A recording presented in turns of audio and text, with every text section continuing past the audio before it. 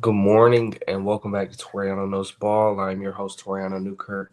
I appreciate you guys for watching. Make sure to like, comment, subscribe below. Today we're going to be diving into my mock draft 4.0 as we head into the NFL draft this upcoming Thursday. Today is Tuesday. We're 2 days away from the NFL draft. If you can't believe it, I can't either. We've been diving into these prospects over the past, I would say, 6 months since October, really creating our big board. And I will be presenting my top 32 as well as my top 200 before the NFL draft this week. But let's dive into my mock 4.0 of what I think the Jaguars will do. This is not a what I would do.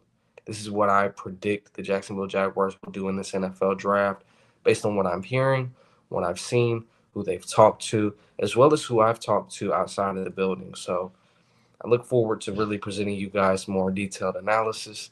Continue to support the channel, support the Twitter, as well as diving into who your favorite prospects are in this class. So at fifth overall, we've heard the chatter, we've heard the noise, we've heard the wild card talks, but I think the Jacksonville Jaguars are leaning into that lunch pail mentality.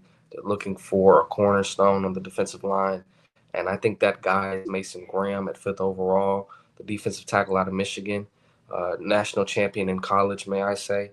A lot of people are really, really down on Mason Graham. I've seen over the past week, and especially Jaguars fans, and I don't understand where the hatred is coming from. As an evaluator, we understand that defensive tackles are not going to have 10 sack seasons, they're not going to have 15 sack seasons, but provide interior push and finish plays. And Mason Graham had 6.5 sacks over the past season. And this is a guy who has the interior push, who wins with his hands, who wins with leverage, and is able to really, really put pressure on the quarterback as well as be an excellent run stopper at defensive tackle. Now, you're not going to ask him to be your nose tackle in this scenario.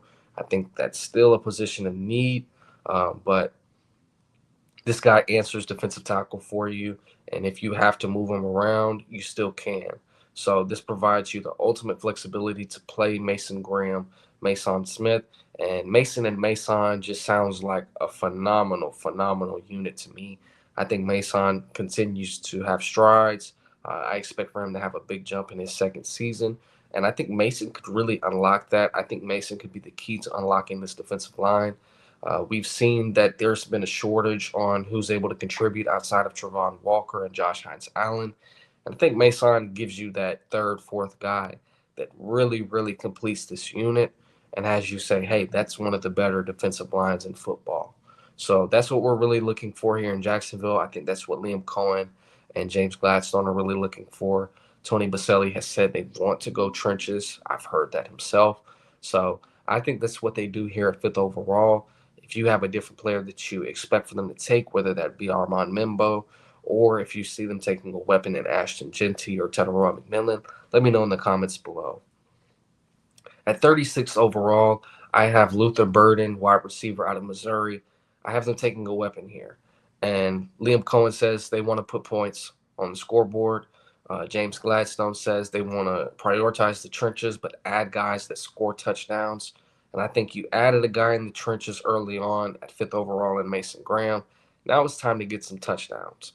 And Luther Burden is my 16th ranked player on my big board, but he's also projected to fall in the draft based off of interviews as well as questions from NFL circles on regard to his tape. So Luther Burden to me could be a candidate to fall to the early second round, and I think teams would be very wrong to allow him to slide. And I think Liam Cohen and James Gladstone will take advantage of it.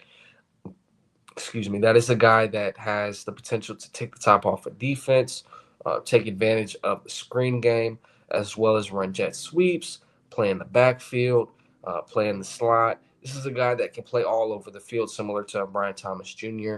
And when you have two of those type of guys that can really, really make a defensive coordinator's head really, really shake, I think you need game breakers, like point blank, period. Luther Burden has game breaking potential to me, especially coming out of the SEC. This is a guy who's played against top corners, top defenses, and he's performed. His sophomore season, similar to Mason Graham, it was phenomenal. This was a guy that was potentially going to be a top top 10 pick when we were talking about him before this past season. Same thing with Mason Graham. His sophomore tape is better than his junior tape, but even the junior tape for Mason Graham is phenomenal and still worthy of a top 10 selection. Luther Burden, not so much. There was a regression in his second season, or his third season rather, and it's really hurt his stock. I think this could lead to him falling to the early second round, and why it could be feasible. If you've seen the previous video, we have talked about him being a trade up candidate, and I do think he still could be. But in this scenario, I think he falls to the Jaguars at 36, and James Gladstone, Liam Cohen, and Tony Baselli take advantage. At 70th overall, the Jaguars finally address the safety position again and select Kevin Winston Jr. out of Penn State. This is a guy who is a top 50 prospect for me as well as for PFF, although the injuries have created a scenario where he could go day two, early day two, late day two, however you want to frame it. This is a guy who somehow could land in the fourth round. And it's really strictly due to injuries. Before the injuries, this guy was seen as a first round prospect. I think getting him at 70th overall is a steal. I think it's very possible that they get him at the early seventh, at the early third round pick. So getting him at 70th overall, of course, is a steal. I think he has second round value, even with the injury. It's similar to the situation where we got Andre Cisco in the third round following an injury from Syracuse. And I think Kevin Winston Jr. will perform better than an Andre Cisco. I think he's a much better tackler. I think he has much better range. He's able to make plays on the ball. He's a complete safety to me. To me, he's able to really, really take advantage and play. He can play free or strong. And I think with the addition of Eric Murray this offseason, allows you to play more versatile. You can see Kevin Winston in the box, or you can see him at high. I think Kevin will be the free safety of this team if you select him this high. I think that is a big hole for this team currently. I think it's a bigger hole than corner. Whether you believe it or not, it's up to you. I think Jarian Jones can play outside. I think I've seen Jordan Lewis play outside. He was an outside corner coming out of Michigan. But both of these guys have had more success in the NFL at nickel. But this is something that I would pound the table for. Kevin Winston Jr. to me is a top 50 prospect, like I said, and I think he answers your safety problem that has yet to really, really be addressed, in my opinion. I think Eric Murray is a solid addition, a floor raiser, like they've said this offseason, but Kevin Winston Jr. raises the ceiling, and I think if healthy, he has Pro Bowl potential. So you're looking at three potential Pro Bowlers in the first three selections. So yeah, I think James Gladstone will cook. At 88th overall, we're looking at the edge position, edge three, and that is Oluwafemi Oladejo, the edge out of UCLA. This is a guy who I think has been one of my biggest risers, and I think deserves to be heard on day two. This is a guy who has converted from an interior linebacker to an outside linebacker and rushing the pass rusher. We've seen him at the Senior Bowl. He was one of the better players out of any prospect at the Senior Bowl, in my opinion. He showed his bend. He showed his capabilities to rush the passer. And Oladejo is, to me, he's the perfect edge three. This is the guy that I think can, really play in space. If we go with more zone heavy concepts, if we play more dime packages where you're potentially seeing an edge play out in space, this is the perfect guy, in my opinion, to play that role while also being able to have the bend that we don't have from a third pass rusher behind Trevon Walker and Josh Hines Allen. Oladejo, to me, is, dare I say, a top 50 prospect on my board. This is a guy who I have loved the tape of since October. I've loved the conversion from him, watching his development over this past season and past off season, the draft season period. This is a guy who I think really answers the question we've been asking for the past 2, 3 seasons, and who's going to be that third guy on the edge. And taking him in the third round is not a bad chop. We've seen guys go in the third round and be perfect for this DPR scenario. So Oladejo is my third round selection at 88th overall. We've addressed edge. Now let's talk corner. At 107, I have us taking California cornerback Noel Williams, who If you've been watching, if you're new to the channel, this is your first time hearing about him. But if you've been watching, if you've been reading, you know Noah Williams is my guy. This is the corner that I want on this roster. This is the guy that this is the reason, he is the reason why I think the Jaguars don't need to go corner early. You can get him at the top of day 3, and he could potentially be your starting corner opposite of Tyson Campbell. That is value. I think he has the athleticism, the stickiness in coverage. I think he has adequate speed. I think he's phenomenal in his run fits. He's able to play in man or zone schemes. As a man corner, this guy completely dominates. He has interceptions to his record on Shadur Sanders and Cam Ward, who are predicted first-round picks in this draft. I mean, he's led college football over the past 2 seasons in takeaways. And what have the Jaguars lacked over the past 2 seasons? Just saying. So, in terms of getting a DB that's able to start immediately, I think Noah Williams fits the bill, and I think he's the perfect prospect for them at 107.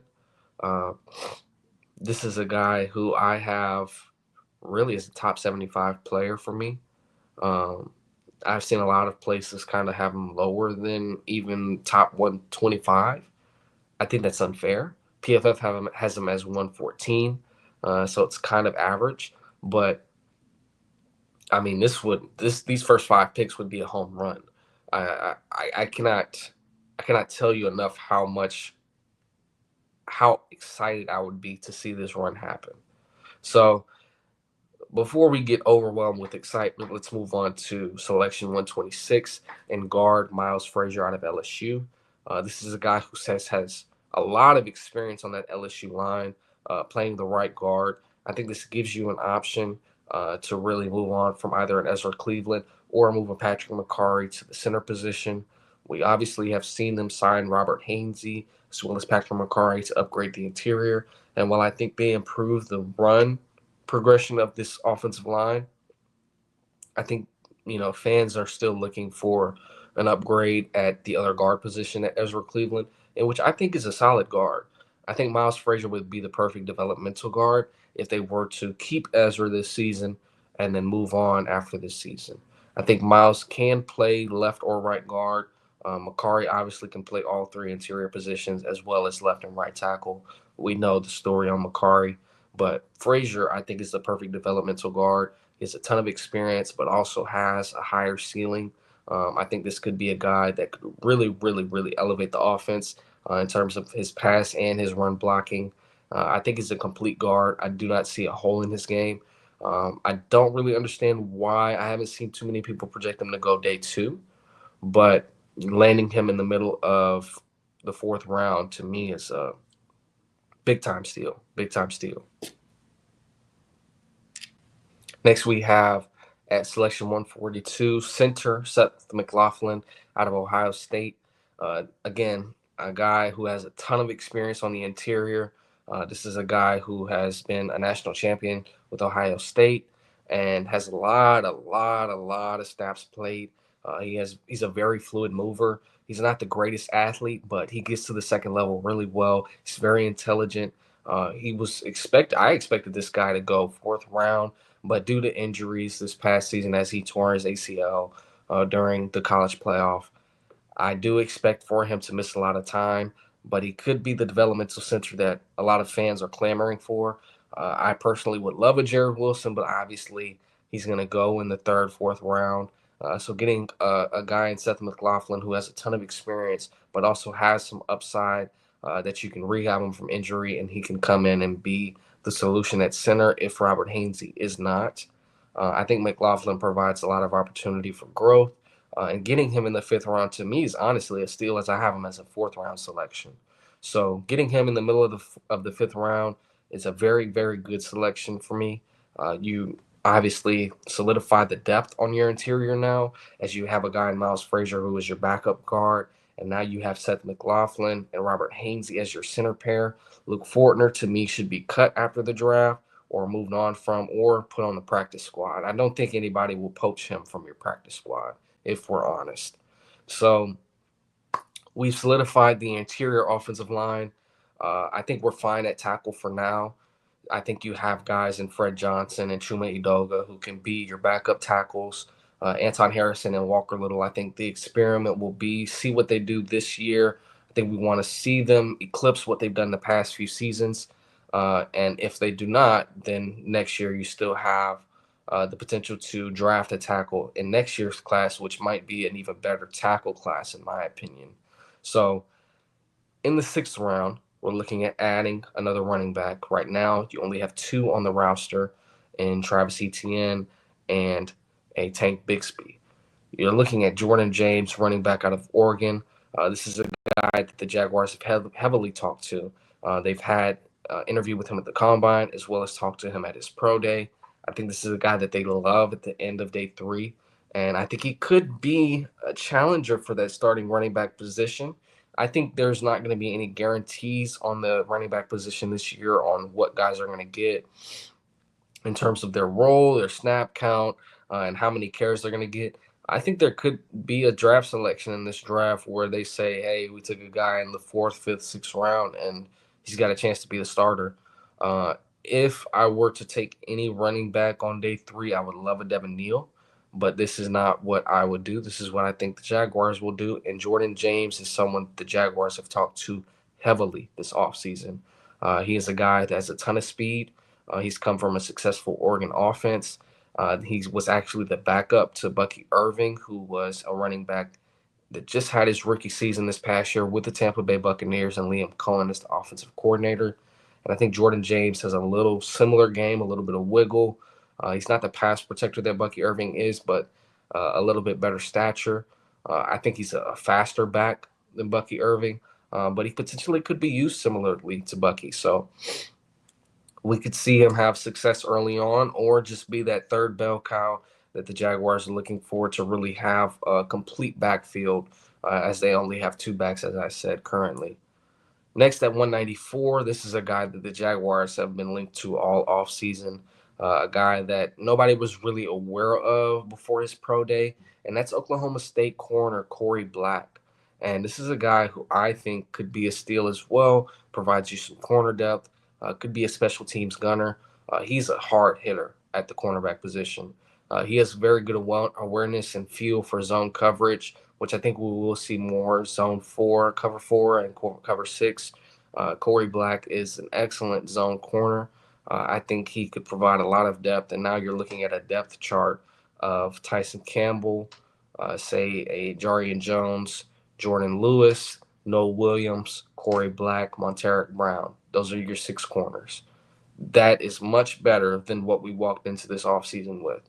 Whether you agree or not, you must state that we came out with at least an improvement at one of the cornerback spots, whether it be outside or nickel. Point blank, period. The depth is much better. I think Corey Black could be a steal. He could potentially challenge for an outside spot, at least be the outside rotation guy. And, I mean, maybe he takes Monteric Brown's spot. So this is a guy that I think provides excellent depth. This is a guy the Jaguars have talked to at least 3 times this offseason, and they were really, really chatting it up at his pro day.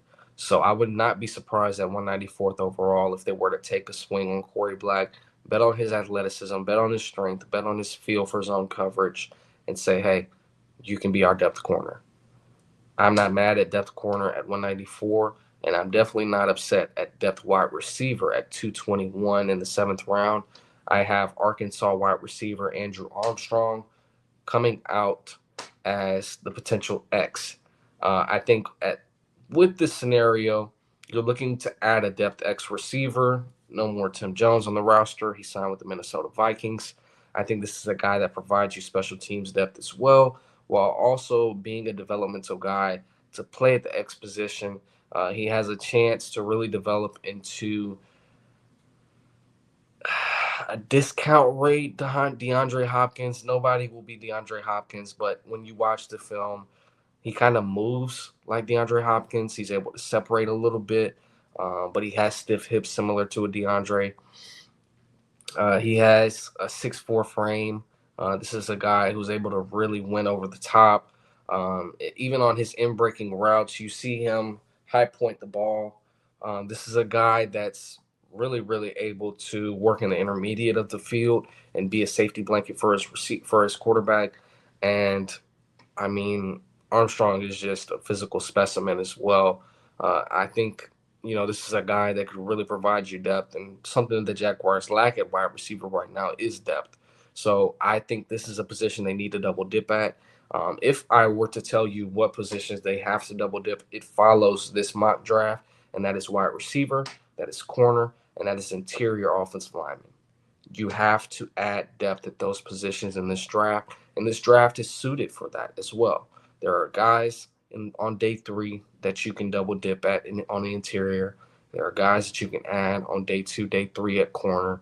The same thing goes for wide receiver. So, with that being said, we walked away from this draft class based on PFF with an A- grade. That's Mason Graham, Luther Burden, Kevin Winston Jr., Oluwafemi Oladejo, Noel Williams, Miles Frazier, Seth McLaughlin, Jordan James, Corey Black, and Andrew Armstrong.